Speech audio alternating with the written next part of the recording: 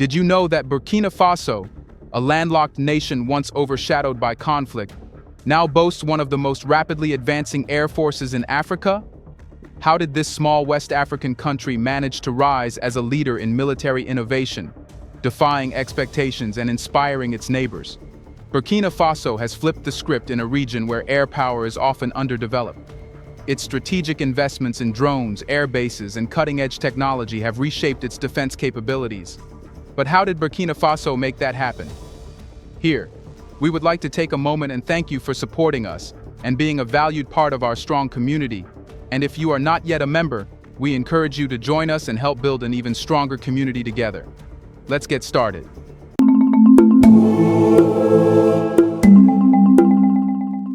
Burkina Faso wasn't exactly in the global spotlight a few years ago. This landlocked nation was known for its warm culture, beautiful traditions, and strong community ties. But beyond that, it was often overshadowed by stories of struggle in the Sahel region. The Sahel, a vast stretch of land cutting through Africa, has been a hotspot for instability for years. Insurgent groups took advantage of its rugged terrain and porous borders, turning the region into their playground. Burkina Faso found itself right in the middle of this chaos. Entire villages were abandoned. Families fled to refugee camps. Markets were silent. The world started noticing, but not for good reasons. It became a symbol of crisis. Well, thank you very much. First of all, it is very unfortunate that incident has claimed a lot of lives. But the seriousness of the security and humanitarian issues in Burkina Faso is dire. Why do I say so? Now, we were all privy to the information when, first of all, Burkina Faso was suspended because the junta took over. And then subsequently, we heard that they are opting out of the sub-regional body ECOWAS. Now, in line with that, they had their own intentions, or they came up with regards to forming and joining the Alliance for the Sahel together with Mali and Niger. Now, this only points to the fact that now, once you opt out or you willingly declare your position with regards to coming out with a collective body that can assist you with regards to fighting terrorism and violent extremism, technically, right now, Burkina Faso, you are on your own. That is what it meant. Now, whether the Alliance for the Sahel has that capacity to even contribute troops or equipment to whatever to fight these armed groups is another issue. There's another question. But here's where the story takes a turn. Burkina Faso didn't stay silent. Its people were tired of living in fear, tired of seeing their future slip away. Protests erupted. The people demanded leadership that wouldn't just promise change, but deliver it. That's when Ibrahim Traoré stepped forward. His rise wasn't just about taking charge, it was about inspiring action. Suddenly, Burkina Faso wasn't just another country in crisis. It was a nation ready to fight back. But why was the situation so critical in the first place? To understand why Burkina Faso had to act so quickly, let's take a closer look at life in the Sahel. Imagine waking up every morning wondering if your village would still be standing by nightfall. That's the reality people faced. Schools were closed, crops were abandoned, and roads were too dangerous to travel. Now think about the impact this has on an economy. Farmers couldn't grow or sell their produce. Shops couldn't stay open. Trade routes were cut off. The country wasn't just losing money, it was losing its identity. And then there's the emotional toll. Families were torn apart. Children grew up knowing fear instead of opportunity. Entire generations risked being lost to the instability. This wasn't just a national crisis, it was a humanitarian one. Burkina Faso couldn't afford to wait for outside help. Its leaders had to step up, and fast. That urgency is what drove President Traoré to take action. But how does one man inspire such a massive shift? Ibrahim Traoré isn't your typical leader. He doesn't sit in an office, detached from the struggles of his people, issuing commands from behind a desk. No, Traoré is a hands-on, boots-on-the-ground kind of leader. He's someone who understands the pain, fears, and aspirations of his people because he's lived it himself. Born and raised in Burkina Faso, he grew up witnessing the challenges his country faced: instability, insecurity, and a constant fight for survival. These experiences didn't just shape his worldview, they fueled his determination to change the narrative. When Traoré took office, Burkina Faso was in turmoil. The country was teetering on the edge, with its economy crumbling and its people living in fear of insurgent attacks. It was a nation desperate for a leader who wouldn't just manage the chaos, but would challenge it head-on. And that's exactly what Traoré did. Instead of being overwhelmed by the enormity of the problems he faced, he saw opportunities. His vision wasn't just about solving immediate issues, it was about long-term transformation. Traoré believed that Burkina Faso could become self-reliant, resilient, and capable of standing tall in the face of adversity. For him, this meant more than just rebuilding. It meant reimagining what the country could be. Traoré focused on building a team of experts who shared his passion for change to make this vision a reality. He brought together military strategists, technologists, and community leaders, creating a think tank that could tackle the country's challenges from every angle. What made his leadership stand out was his willingness to listen, not just to his advisors, but to the people on the ground. He wanted to understand their fears, their needs, and their hopes, using this insight to shape policies that truly resonated. Traoré didn't shy away from bold decisions, even when they seemed risky. One of his most significant moves was investing heavily in the military. But this wasn't just about acquiring weapons or boosting numbers. For Traoré, the military represented more than defense. It was a way to rebuild the nation's confidence. A strong, capable military would show the people of Burkina Faso and the world that the country was ready to take control of its future. This renewed focus on the military led to a groundbreaking strategy, prioritizing air power. Traoré recognized that in modern warfare, controlling the skies was crucial. Planes and drones became the backbone of a new military approach, offering speed, precision, and a way to outmaneuver insurgent groups operating in the Sahel's rugged terrain. This wasn't just a military decision, it was a statement of intent. Under Traoré's leadership, Burkina Faso began to transform its defense capabilities, proving that even a small nation could harness technology and innovation to protect its people. But what exactly makes air power so special? Here's a reminder to please like and share the video and subscribe to our channel to watch more videos on Black culture, history, civilization, and identity. Let's continue now. Here's the thing. In modern warfare, controlling the skies often means controlling the battlefield. Air power isn't just an advantage, it's a necessity. For a country like Burkina Faso, with its vast, rugged terrain and remote regions, it's nothing short of revolutionary.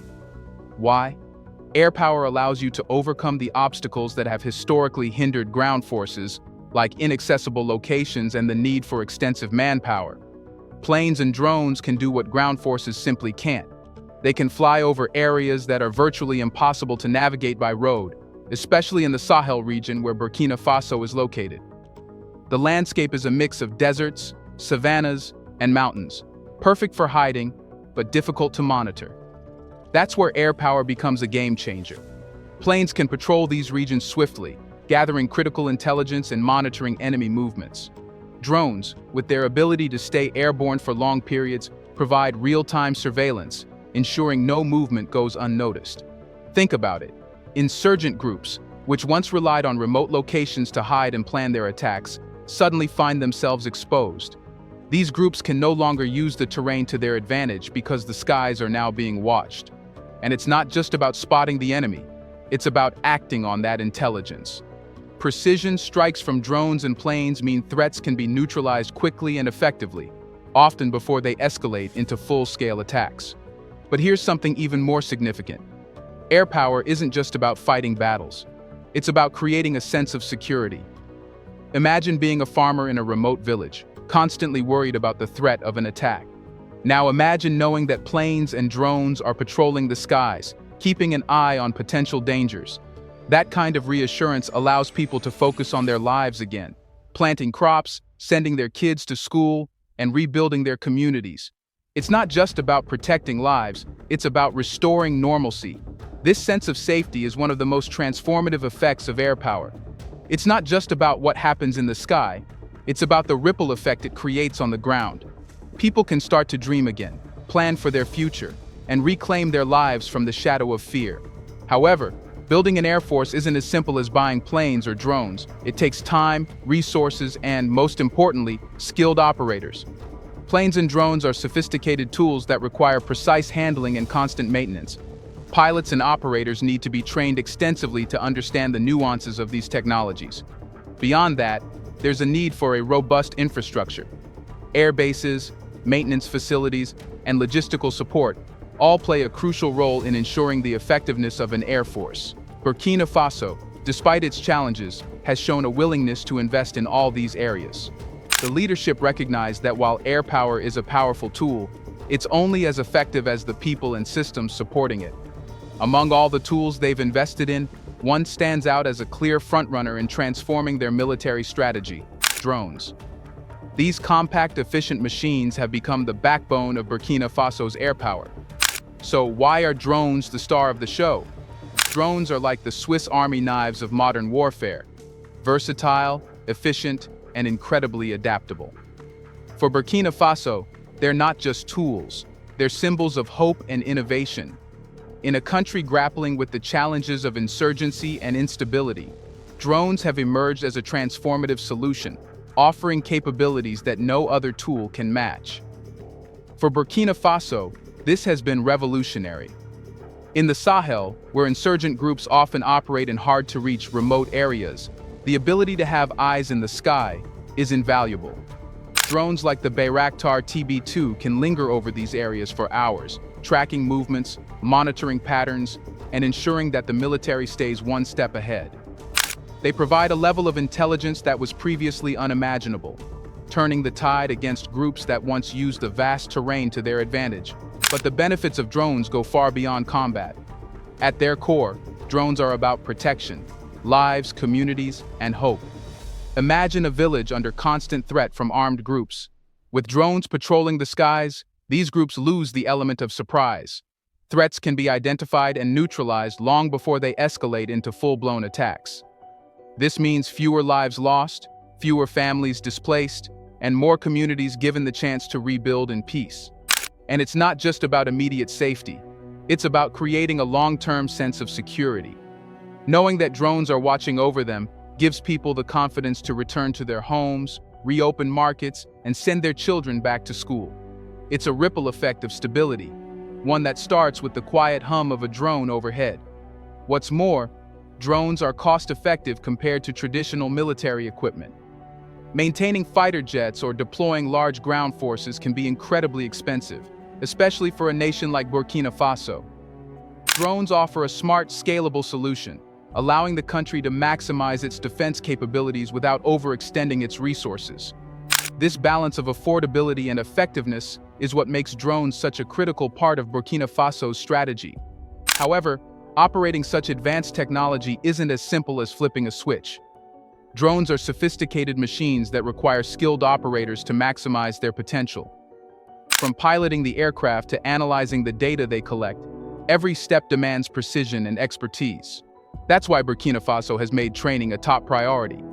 The country understands that to fully harness the power of drones, it needs a workforce capable of handling them with confidence and skill. But how is Burkina Faso training its people? Technology, no matter how advanced, is only as effective as the people behind it. Burkina Faso understands this fundamental truth, which is why training has become one of its top priorities. The country isn't just investing in state-of-the-art tools like drones, it's investing in the human capital needed to operate, maintain, and maximize their potential. This isn't about training soldiers in the traditional sense, it's about creating a new generation of experts, individuals equipped with the technical skills and the sense of purpose required to defend their nation and shape its future. Specialized programs have been established to teach Burkinabe citizens everything from piloting drones to maintaining equipment and analyzing complex data streams. Imagine a young Burkinabe stepping into a training center, eager to learn how to operate one of the drones that are redefining their country's defense strategy. They're not just learning to fly a machine, they're learning to protect their homeland. Each flight isn't just a mission, it's a step toward making their community safer, their family more secure, and their nation stronger. That kind of empowerment is transformative. It doesn't just create skilled operators, it creates individuals with a deep sense of responsibility and pride in their role. I kept this dream, I nurtured it, and as soon as the Air Force gave me the opportunity to realize it, I did not hesitate. I took my chance, and here I am, a pilot. But the focus on training goes far beyond the military. Burkina Faso is fostering a culture of vigilance and resilience by engaging civilians in its strategy.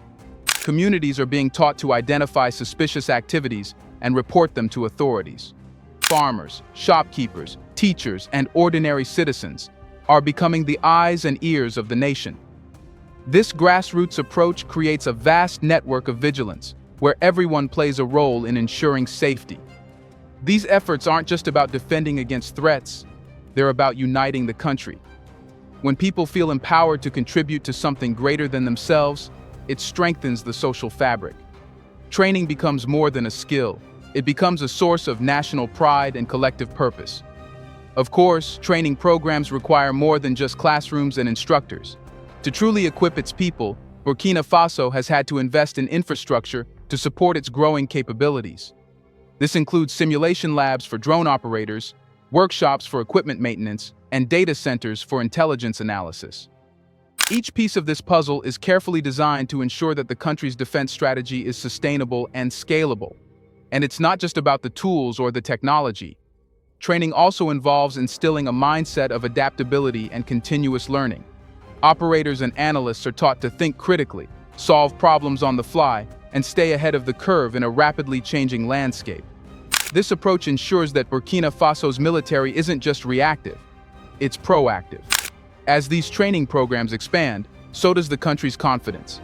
Burkina Faso is proving that even in the face of immense challenges, it can build a highly skilled workforce capable of protecting its sovereignty. But all this training needs a foundation, places where these skills can be put into practice and operations can be coordinated. That's where air bases come into play. Air bases are more than just places for planes to land. They're the heart of Burkina Faso's air power strategy. Each base is strategically located, ensuring that the military can respond to threats quickly. These bases aren't just functional, they're symbols of hope. They show the world that Burkina Faso is ready to defend itself no matter what. But air bases also play a key role in training and coordination. They're where missions are planned, where drones are launched, and where the next generation of operators is trained. With this infrastructure in place, Burkina Faso is changing the game. The impact has been incredible. Insurgent groups that once roamed freely now find themselves cornered. Precision strikes and constant surveillance have disrupted their operations. For the people of Burkina Faso, this means more than just safety. It means getting their lives back. Schools are reopening, markets are thriving, and families are returning to their homes. This isn't just a military victory, it's a victory for the nation's spirit. But the story doesn't end here. Burkina Faso's success is inspiring others across Africa. Burkina Faso's rise is a reminder that no challenge is too great when a nation comes together. Other countries in the Sahel are taking note, seeing that with the right tools and leadership, change is possible. But this isn't just about military strength. It's about self-reliance, unity, and hope. Burkina Faso's story is proof that Africa's brightest days are still ahead. The journey isn't over. Burkina Faso has laid the foundation, but there's still work to be done. Expanding training programs, building more infrastructure, and fostering partnerships within Africa are all part of the plan. But the real victory is the mindset shift. Burkina Faso isn't just surviving, it's thriving. This isn't just a story of one nation. It's a story of what's possible when people refuse to give up. Do you think that if Africa united, handling insurgency will be easy? What's stopping nations from becoming Burkina Faso?